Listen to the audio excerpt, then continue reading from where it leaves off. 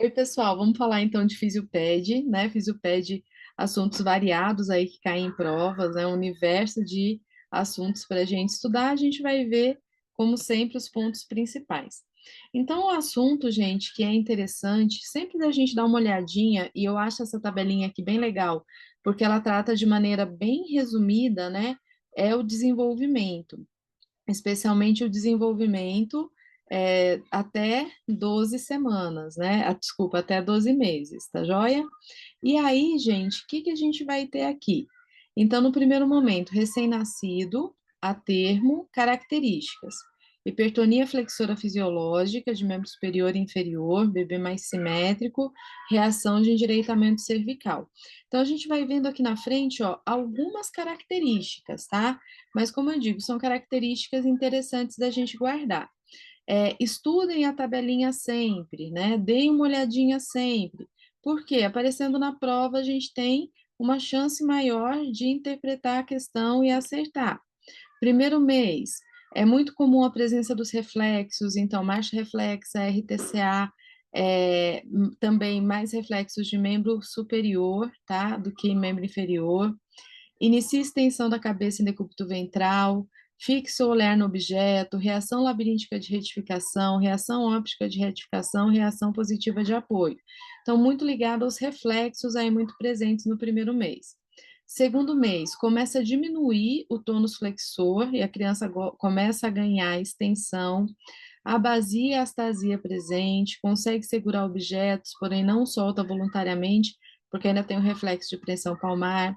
Quando é puxado para sentar, a cabeça ainda tende a pender para trás, a cair e apresenta o sorriso reativo. Terceiro mês, as mãos já estão indo mais para a linha média, eleva e sustenta a cabeça em decúbito ventral, puxado para sentar, a cabeça acompanha o movimento, tem o sorriso espontâneo e contração abdominal ativa. Então, a gente vai vendo aqui, à medida que esses meses vão passando, a criança fazendo o quê? Diminuindo os reflexos, a gente vai comentar mais um pouquinho sobre isso daqui a pouco, aumentando o controle voluntário, diminuindo a flexão, aumentando a extensão, tá? E o controle dos movimentos como um todo. Quarto mês, apresenta anteroversão pélvica, apoio no antebraço quando está em decúbito ventral, alternância simétrica entre flexão e extensão e brinca com o próprio corpo. Quinto mês, rola para supino, leva o pé até a boca, senta com apoio, tá? Ainda não é sem apoio. Solta os objetos voluntariamente, porque no quinto mês o reflexo de preensão palmar já foi, né? Já acabou, já foi integrado. Passa o objeto de uma mão para outra. No sexto mês, apresenta controle de cabeça em todas as posturas, reação de apoio em pé, com os membros inferiores mais abertos, abduzidos, né, por conta do equilíbrio, reação do paraquedismo ou do paraquedista já presente. Muitas bancas colocam o sexto mês como o mês aí que tem como marco a criança ficar sentada sem apoio. Isso acontece do sexto para o sétimo mês, né, gente? Nunca é assim, hoje tem 5 meses, amanhã tem 6 e começa a fazer. Mas isso é só para a gente entender. No sétimo, aí sim, permanece na posição de gatas, senta sem apoio, rola de prono para supino e tenta engatinhar. O sétimo mês também é um mês de transição, não necessariamente ele vai engatinhar. É mais no oitavo mês que tem essa característica principal de engatinhar, tá? Tanto que tá ali, né? No oitavo, consegue engatinhar, se puxa para ficar em pé, faz transferência de peso, apresenta movimento de pinça, né? Então, é muito comum nessa fase a criança ficar pegando toda e qualquer sujeirinha que está no chão, né? E ficar ali é, mexendo com aquela sujeirinha, justamente porque é essa habilidade manual mais desenvolvida. Roda o tronco quando sentado, né? Então vai começando a dissociar mais. No nome no mês, permanece sentado em extensão ou em W, tá? Aqui nada patológico, tá, gente? Esse sentar em W pode ser uma posição transitória normal. Consegue agachar e levantar e fica em pé. Depois, no 10º mês, já vai desenvolvendo mais o reconhecimento no espelho, engatinhando, caminha com apoio, intercala pé, vara e valgo, consegue sentar quando está em pé ou em decúbito dorsal. No 11º consegue ficar em pé com equilíbrio parcial, e no 12º a característica é começar a andar, né, então a gente tem esse marco aí normalmente. A base alargada, sem balanço dos braços e começa a formar o arco plantar. Então nessa tabelinha aqui, gente, como eu disse, é um resuminho, tá, de alguns pontos que podem aparecer nas provas. Então fique atento a esses pontos. Lá na apostila está mais detalhado, né? No e-book está mais detalhado. Então, não se isente de olhar os detalhes lá também. Aqui é uma forma mais da gente focar em pontos principais para a gente fixar o conteúdo, tá? A mesma coisa está relacionada com as tabelas de avaliação. Então, a gente tem diversas tabelas de avaliação que são aplicadas à criança, né? Tabelas de desenvolvimento, e muitas delas caem em provas de concurso. A que eu vejo mais caindo, gente, é a Alberta, tá? Ou a IMS. É uma tabela de uma escala de avaliação motora e avalia o recém-nascido até de 18 meses de idade. Então, essa aqui eu sempre chamo a atenção. Mas as bancas podem colocar outras, vocês sabem muito bem, né? Quando a gente vai respondendo questão, muitas vezes a gente vai identificando. Então, tem a TIMP, que é motora também, do recém-nascido até 4 meses, a Denver, que avalia vários aspectos, é bem grande, motora, adaptativa, ampla, linguagem, comportamento pessoal e social, do recém-nascido até 6 anos, a MAI, neuromotora, de 4 até 8 meses, a PIBARI ou PDMS, neuromotora, do recém-nascido até 12 meses. Mas o grande destaque aqui é a Alberta. Também a mesma coisa que eu digo para vocês, estudem a tabelinha completa, que é bem interessante para vocês, tá? A tabelinha completa, com várias tabelas, com várias escalas, bem detalhado, também está no e-book. Aqui é um resuminho para a gente fixar aquelas que aparecem mais em provas, né? Como a gente sempre fala. Um outro ponto que eu vejo muito aparecer na prova, em provas, e que é extremamente importante, né? Se no seu conteúdo edital tem fisioterapia pediátrica, não vá para a prova sem estudar, são os reflexos, tá? Então, aqui os reflexos são chamados de reflexos primitivos ou reflexos do recém-nascido. Esses reflexos, pessoal, eles têm uma data para começar e uma data para terminar. Então, a maior parte deles é assim. Se a criança não tem reflexo naquele momento, é indicativo de lesão. Se o reflexo permanece além do tempo, quando ele já devia estar integrado, também pode ser indicativo de lesão, tá? Então, muita atenção a esses pontos. Em relação aos reflexos principais que a gente tem, então, tem dois aqui que são da boca, tá? De sucção e dos pontos cardeais. Nessa tabelinha também está resumido, no e-book está completo, tá? Tem lá o tempo. Quando aparece assim, ó, 0 a 3, é porque 0 é o nascimento, né? 3 meses. Então, o normal da criança ter, por exemplo, reflexo de sucção é do nascimento até 3 meses. E depois se torna um ato voluntário, uma atividade voluntária. E assim vai, tá? Só para vocês entenderem a tabela. Extremamente importante saber o reflexo e quando ele surge, quando ele integra. Embora eu tenha que fazer aquela observação chata sempre, tá? Eu não queria que fosse assim, mas é. Muitas literaturas divergem sobre esse tempo, tá? Então, muitas literaturas divergem, mas aqueles que divergem mais, eu vou chamar a atenção de vocês aqui, para vocês ficarem espertos na hora da prova. Então, pontos cardeais, de 0 a 2 meses, é aquele de busca ou procura. Depois aparece aqui para a gente um reflexo que a gente vai colocar asterisco aí, 2 asteriscos. Sempre que o reflexo tiver nome próprio, tá? Então, Gallant, daqui a pouco a gente vai ver Moro, né? Reflexos que têm nome próprio caem mais em prova. Então, é uma lógica aí que as bancas usam, tá, gente? Quando fala sucção, você já pensa assim, né? Já acende a luzinha na sua cabeça, você já pensa, a sucção tem a ver com o reflexo lá, nananã, da boca, beleza. Agora, se aparece Gallant, ou você sabe ou você não sabe. Não tem jeito, porque não te remete a uma informação ali, né, do corpo. Então, vamos lá, pessoal. O Gallant de 0 a 2 meses. Ao fazer um estímulo na região lombar do bebê, né, na região dorsal, em prono, provocará a flexão do tronco para o lado estimulado. Então, se eu pegar aqui as costinhas do bebê e eu fizer um estímulo assim, o que que vai acontecer? Uma inclinação lateral aqui, tá? Uma flexão aqui para o lado, tá? Uma outra reação aqui, nem é um reflexo, é uma reação, é reação automática, ela surge no nascimento e ela perdura aí para a vida toda, que é quando colocado em decúbito ventral, o bebê prontamente coloca a cabeça para o lado para liberar as vias aéreas. Então, se a criança ficar aqui, ó, com a cabeça, né, encostada, por exemplo, num travesseiro, ela não vai sufocar se ela tiver o reflexo de reação automática, ela vai virar. E ele é normal de ter, tá? O anormal seria não ter esse reflexo. Aqui tem os reflexos de membro inferior, então tríplice retirada, extensão cruzada, cai pouco em prova, mas eu deixei aqui para vocês, tá?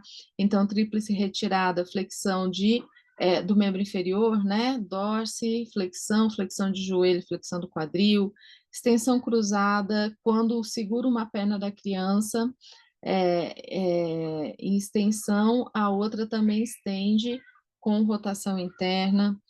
Tem os que são característicos aí do primeiro trimestre muito, de colocar a criança em pé, tá? No primeiro trimestre para treinar, para testar o reflexo.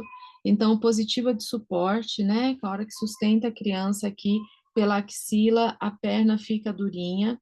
Marcha reflexa, você inclina um pouquinho a criança para frente, ela dá uns passinhos. E a reação de apoio, ou place reaction, é uma reação que tem que quando você estimula o dorso do pé, com a criança em pezinho ali sustentada, ela dá um passo alto, como se ela fosse subir um degrau, tá? Preensão palmar e pressão plantar, cai muito em prova. A apreensão palmar, muito ligada àquela característica que eu falei para vocês de controle do desenvolvimento. Então, até 4 meses, a pressão palmar, ela é reflexo. E a criança fica com a mão fechada, se coloca um objeto, ela não solta.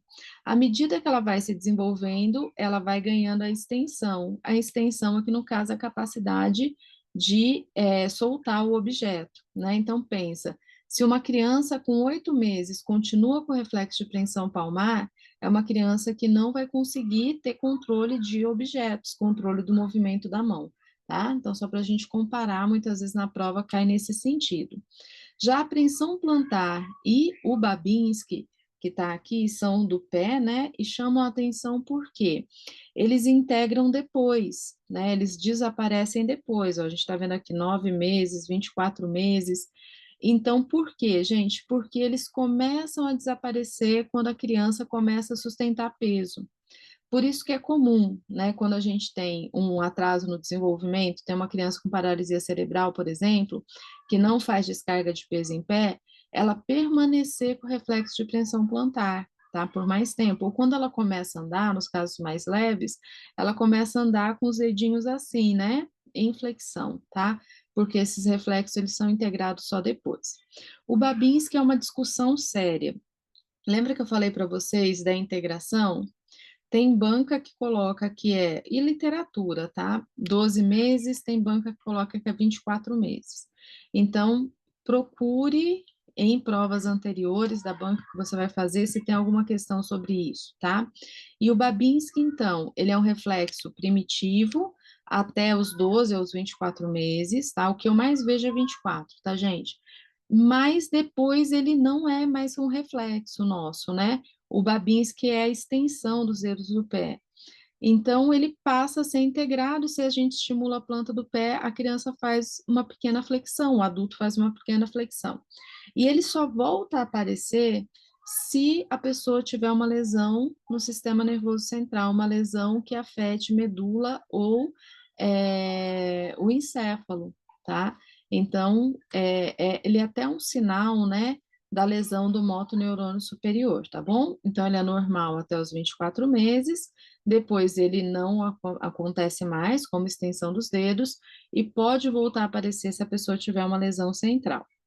E aí, outro reflexo que eu chamo a atenção de vocês é o moro, que também tem nome próprio. E o moro também é um problema, porque aqui sim, gente, tem literatura que fala 4, tem literatura que fala 5, tem literatura que fala 6 meses. E isso é uma grande confusão aí, tá? Então, mesma coisa, procurem provas anteriores se tem alguma coisa do Moro, mas fica mais ou menos por essa faixa. O Moro é o reflexo do susto que a gente conhece, né? Quando tem perda do apoio da cabeça. Então, quando tem essa perda de apoio, a criança faz a primeira fase, que é a abdução dos braços com a mão aberta, e depois, na segunda fase, faz a flexão dos braços, né? Faz a adução dos braços, na verdade, a flexão é a mão fechada. E normalmente a criança assusta e chora, tá? Então, assim, Gallant e Moro são dois reflexos para prestar bastante atenção. Nome próprio, né? Eles são os que mais caem em prova, tá? E depois vem os reflexos tônicos, que eu até deixo separado aqui na aula, porque eles também são importantes. Bem, dos tônicos, a gente tem o tônico labiríntico, que é o RTL. Ele, para a maior parte dos autores, é considerado sempre como um reflexo patológico, ou seja, ele não é normal. Ele só aparece quando tem lesão. E como que ele acontece? Se a criança está em decúbito ventral, ela faz uma flexão total sem reação automática, sem liberar vias aéreas. Se a criança é colocada em decúbito dorsal, ela faz extensão do corpo de membros inferiores com rotação interna e abdução. Os membros superiores podem variar um pouquinho, pode ter flexão e pode ter um sinal que chama opstóteno, tá? Vou colocar a imagem que fica mais fácil, que é essa posição aqui que vocês estão vendo, né? Que seria o decúbito ventral, o decúbito dorsal. Se ele for muito forte, gente, chega até a mudar de posição, tá? E aqui o decúbito ventral, né, que é a flexão total, inclusive não libera vias aéreas. Então, esse reflexo é considerado um reflexo patológico, ou seja, só acontece quando tem lesão. Um que cai muito em prova, que é um tônico também, daí esse aqui vai ganhar também asterisco, então, junto com o Moro e o Gallant, né, o RTCA. Então, o RTCA cai muito, ele é o tônico cervical assimétrico. O que que acontece, gente? A assimetria, para ajudar a guardar para a prova, está relacionada mais com o movimento do membro superior, tá? Basicamente, quando vira a cabeça da criança para um lado, ela olha, né? Ela estica o braço do lado que a cabeça está virada. Estou aqui nessa posição só para a gente ver melhor. Então, é como se ela olhasse para a mão quando a cabeça vira. Um braço estica, o outro flexiona. E aí ele dura de 3 a 4 meses, mais ou menos, tá? Essas imagens aqui tenta mostrar, ó, mais a parte de cima tá certinho aqui. A tendência, gente, é que do mesmo lado ocorra a flexão do braço e da perna, extensão do braço e da perna. Ele é assimétrico porque um braço faz uma coisa, o outro braço faz outra coisa, né? Mas essa criança aqui, nessa figura que eu fiz a setinha agora, ela já é uma criança maior, o RTCA já está sendo integrado, então as pernas não respondem do mesmo jeito, tá bom? Então, só para caracterizar. Mas o mais característico é isso: virou a cabeça, olha, estica o braço, né? Para o lado que a cabeça vira. E o outro é o RTCS. O RTCS, algumas literaturas consideram só patológico também, outras consideram que ele pode aparecer ali em torno de 6, 7 meses, quando a criança começa a engatinhar e depois some. De qualquer forma, o RTCS ele é simétrico. Lembra dessa simetria para os braços, tá? E quem manda é a cabeça. Então, presta atenção. Se flexiona a cabeça, flexiona o braço e a perna estende. Se estende a cabeça, estende o braço e a perna flexiona. Então, esse vai ser o reflexo. Quem manda é a cabeça e os braços seguem a cabeça. Flexionou a cabeça, flexiona o braço, perna estende, tá? Então, seria mais ou menos essa imagem aqui, semelhante ao que o gatinho faz, tá? Flexionou a cabeça, flexiona os braços, né? E estende a perna. Estendeu a cabeça, estende o braço, flexiona a perna, tá joia? Então, RTCS é a melhor forma que eu achei de estudar isso aqui, né, como eu disse para vocês, é sempre relacionar com a posição do braço. O assimétrico é porque o braço faz coisa diferente, o simétrico, os dois braços fazem a mesma coisa, a perna faz o contrário. E segue a cabeça, tá? Bem, a reação de Landau é uma capacidade de fazer extensão contra a gravidade, e eu já vou mostrar a figura para mostrar como é treinado. Ele inicia aos 4 meses, está completo aos 6 meses e vai até mais ou menos 2 anos. Muita gente fala que é a posição do Superman, né? Então, essa capacidade aqui, ó, de manter essa extensão quando faz essa sustentação da criança. Também aqui, pessoal, pode aparecer aquela relação da flexão da cervical, flexão do braço, extensão da perna. Extensão da cervical, extensão do braço, flexão da perna. E isso considerando, então, dentro do Landau, se movimentar a cabeça da criança, tá? E aí, não considerando nada patológico, essa seria uma reação esperada. E o outro reflexo aqui, a outra reação, é a reação do paraquedas, e também vou mostrar a figura que fica mais fácil de entender. Segurando a criança, ela é direcionada em relação, ela é direcionada para o solo, né? E quando isso acontece, ela estende o bracinho para se proteger, tá? Então, esse reflexo também aparece em torno de 6 meses. E quando ela tiver um comprometimento, por exemplo, como uma hemiplegia, um braço vai fazer e outro não, né? E sempre que não tiver o reflexo, a gente lembra que é ruim.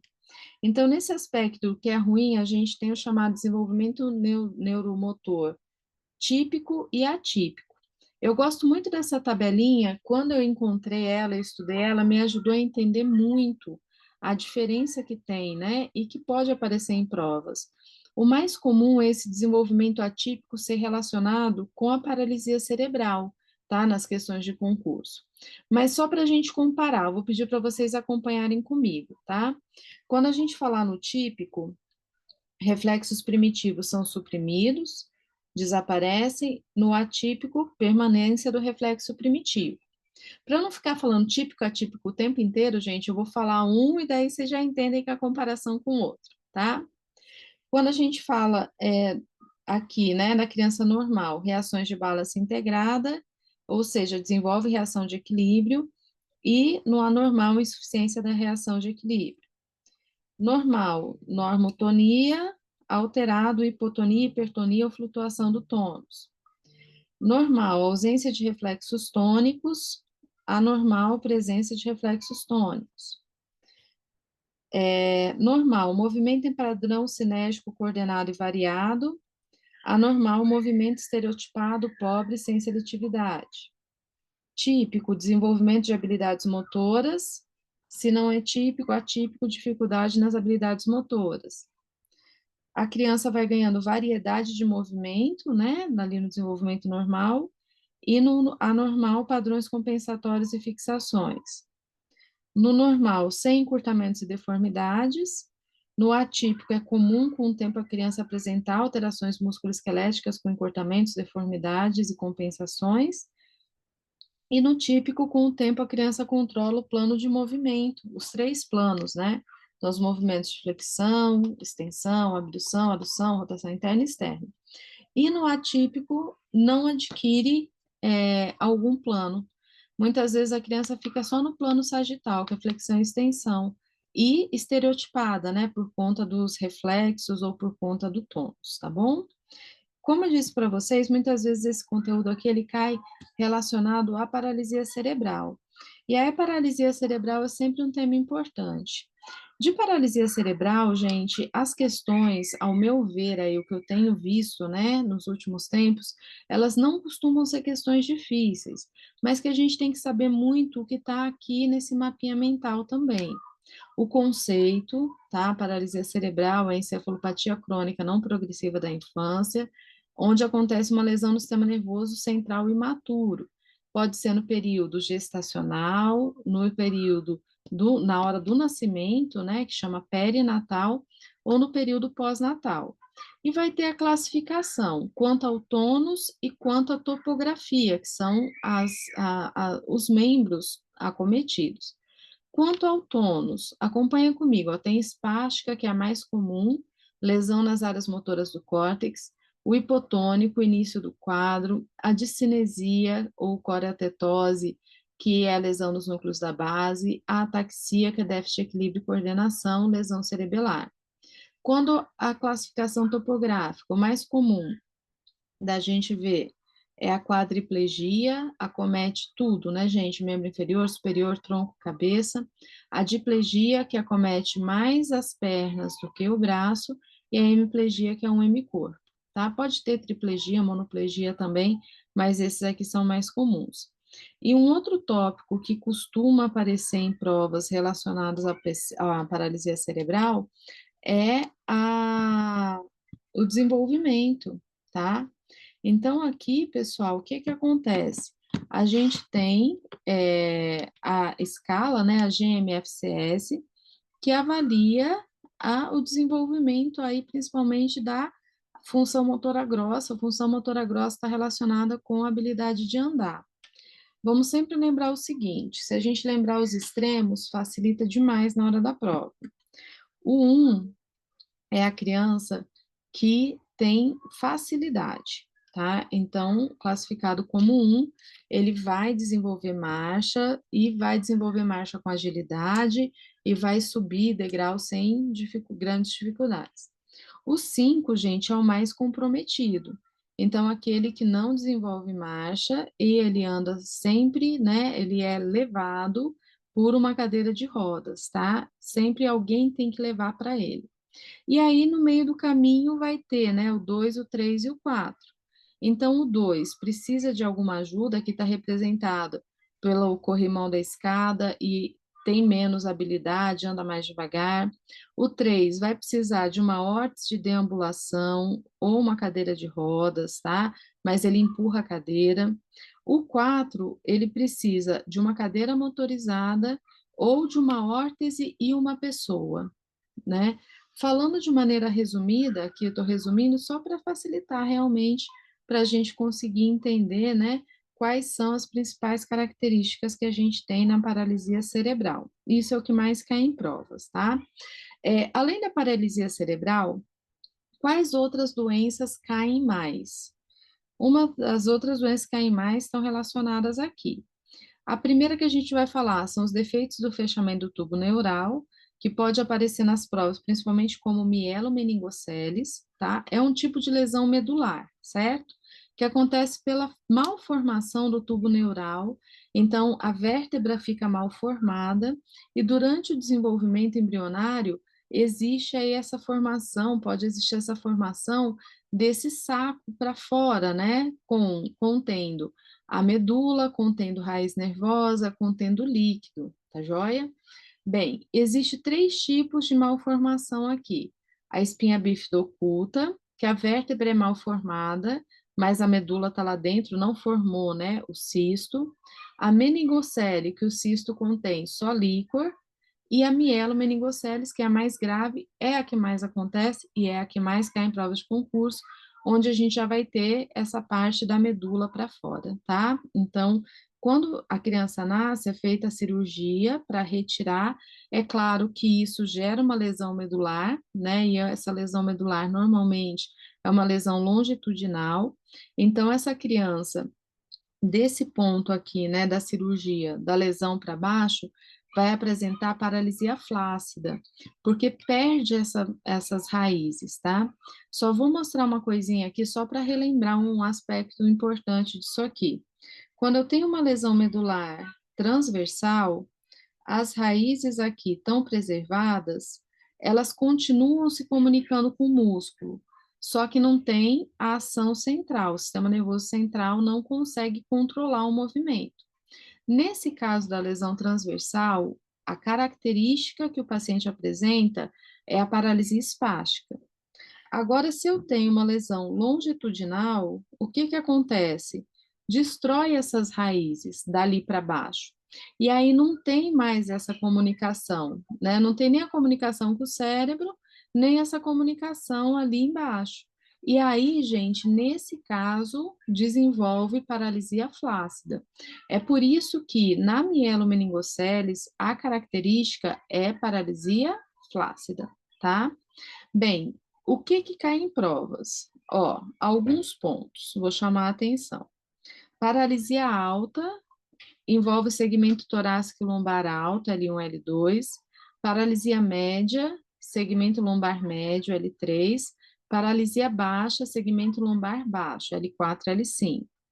Um outro aspecto que muitas vezes cai em prova é relacionar o nível com o músculo principal, a função e o teste que vai fazer. Aqui, pessoal, normalmente a gente vê assim, ó, duas raízes, diferentes do que a gente estuda na EISA, por exemplo, na lesão medular.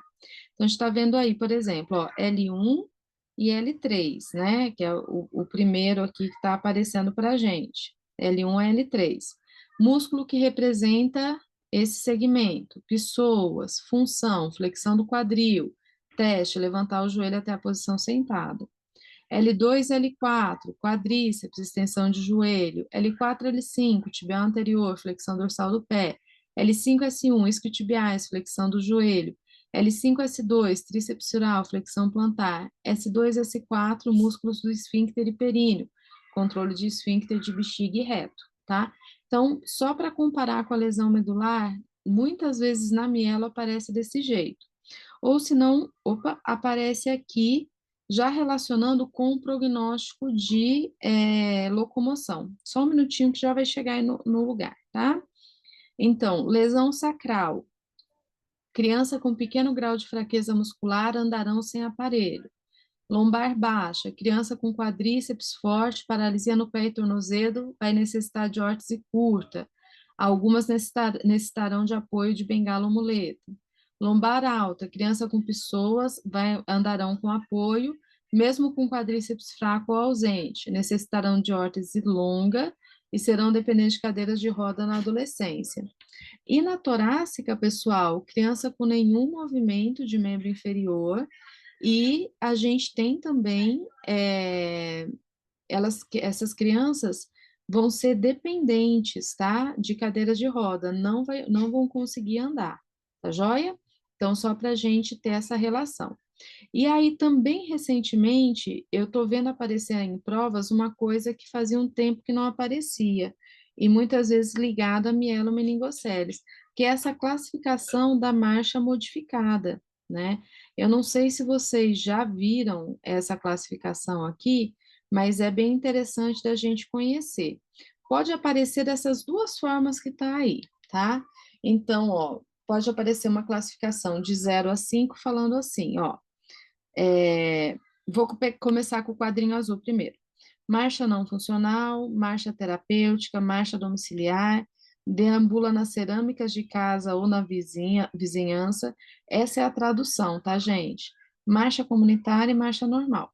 Muitas vezes, o que aparece mais em prova? Marcha não funcional, né, que não anda, marcha terapêutica, que faz marcha durante terapia, marcha domiciliar em casa, ou marcha comunitária, que daí a gente já vai ver a característica, tá?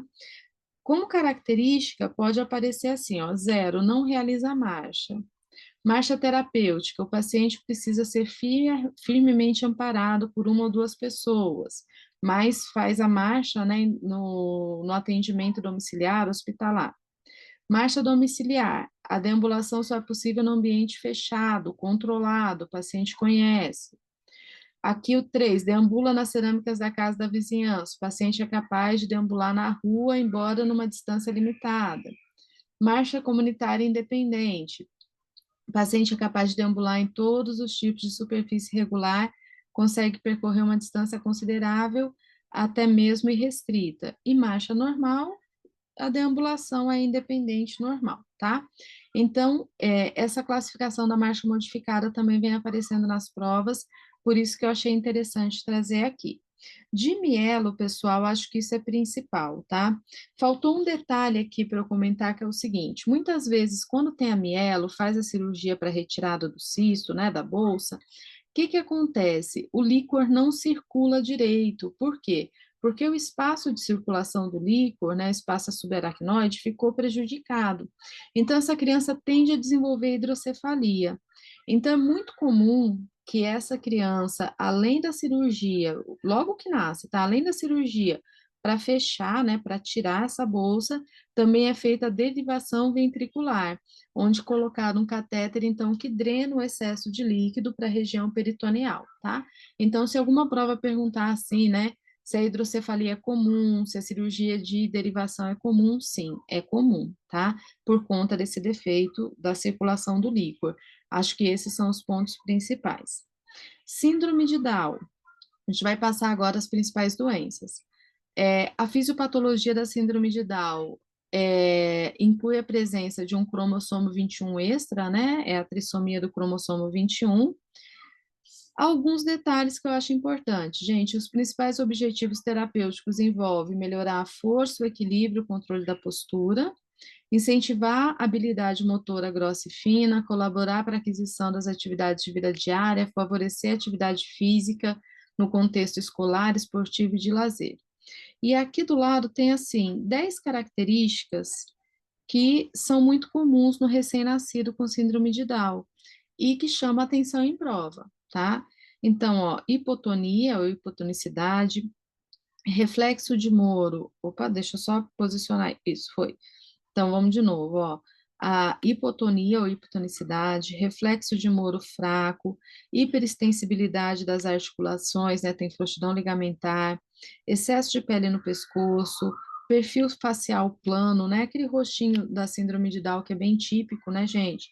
Fissura palpebral oblíqua, né, mais puxadinha, aurículas anômalas, né, a parte da orelha, displasia da pelve, displasia da falange média do quinto dedo, prega semiesca, que é a presença única de prega palmar, né, em vez de ter 3 pregas, assim, a presença única de uma prega. Para mim, essas são as características principais, gente, relacionadas à síndrome de Down e aí interpretar as questões. Pé torto congênito. Então, pé torto congênito também, pontos principais. É muito comum ter equino do retropé e antepé, né? O varo do retropé, adução e supinação do antepé e o cavo plantar acentuado. Eu sei que é muita alteração, esqueci de colocar uma fotinha aqui para a gente poder ver direitinho, mas são as alterações do pé torto congênito mais comuns, tá? E aí é importante estar atento a esses termos, porque qualquer um deles pode aparecer na prova.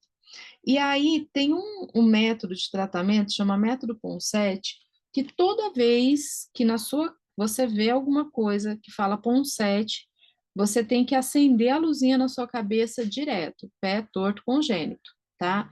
Então, método Ponseti. Para completar, gente, eu não sei se vocês lembram, eu esqueci de colocar aqui também, desculpem, né? Mas acrescente aí depois, que a órtese que é mais utilizada nesses casos, a gente falou ontem, é a órtese de Dennis Brown, tá? Então, falou Dennis Brown, falou Ponseti, pé torto congênito. Equino varo, a principal alteração é no talos, varo do retropé, adução e supinação, então são todos termos que podem aparecer. E aí, então, eu acho que esses também são os pontos principais. Legg-Calvé-Peters, né? Já caiu muito em provas. Legg-Calvé-Peters é a necrose vascular da cabeça do fêmur, também conhecida como osteonecrose idiopática da cabeça do fêmur, e que pode ter consequências a longo prazo, tá? Sempre relacionar Legg-Peters, necrose vascular da cabeça do fêmur. É isso que mais cai. Só para a gente frisar, né, alguns pontos de evolução da doença, ela evolui em 4 fases, tá?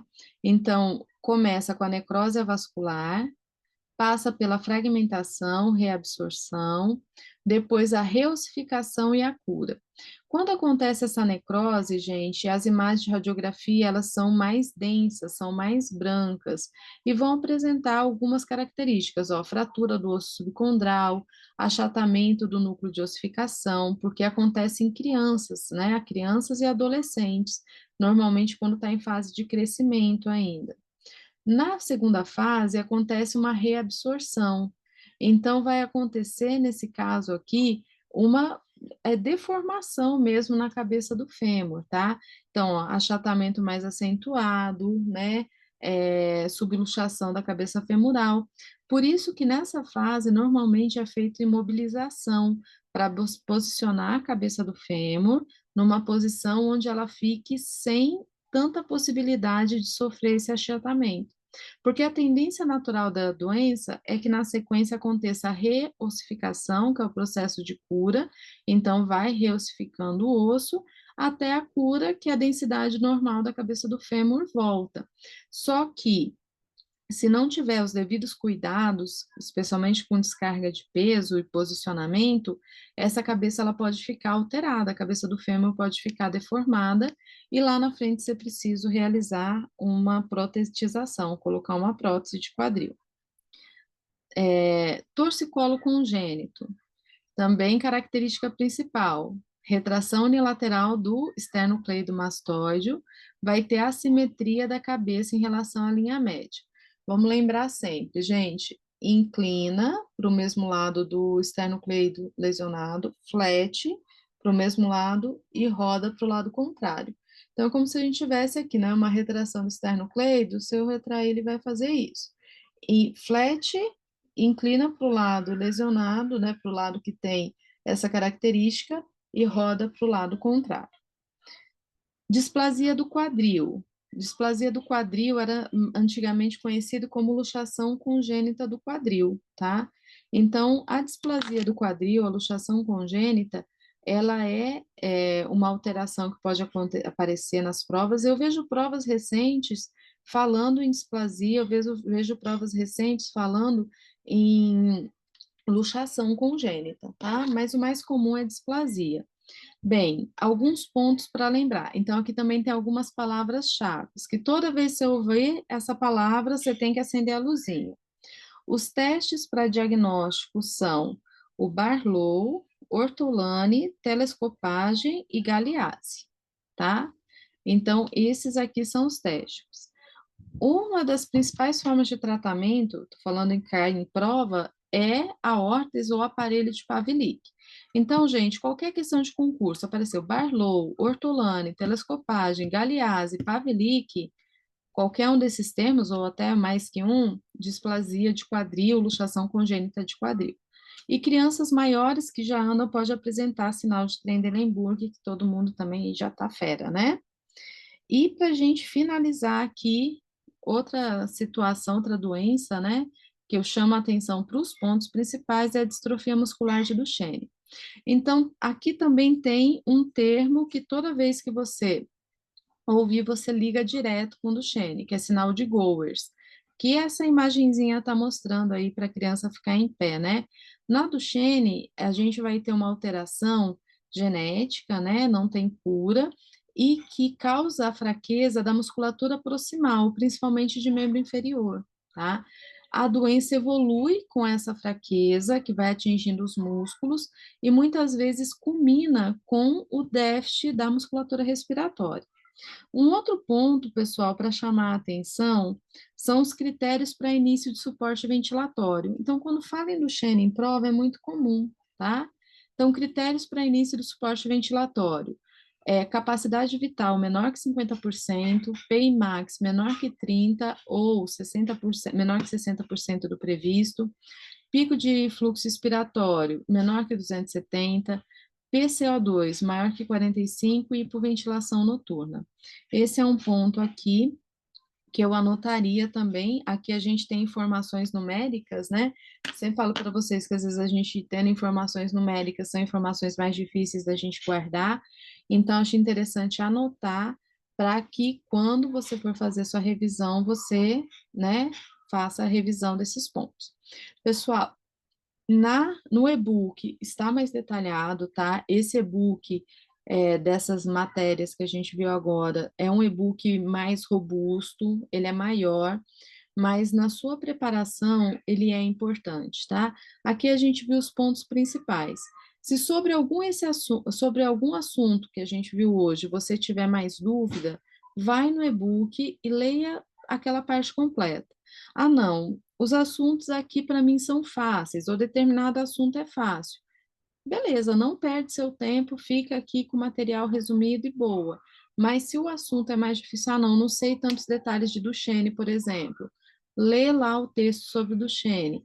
Preciso saber um pouquinho mais sobre displasia de quadril. Vai lá e lê de completo, né, mais completo sobre displasia de quadril. Tudo aquilo que você tem mais dificuldade, estuda mais, porque aparecendo na prova vai ser mais fácil, né, de acertar a questão, beleza? Bem, pessoal, é isso aí. A gente está encerrando então por aqui esse nosso vídeo.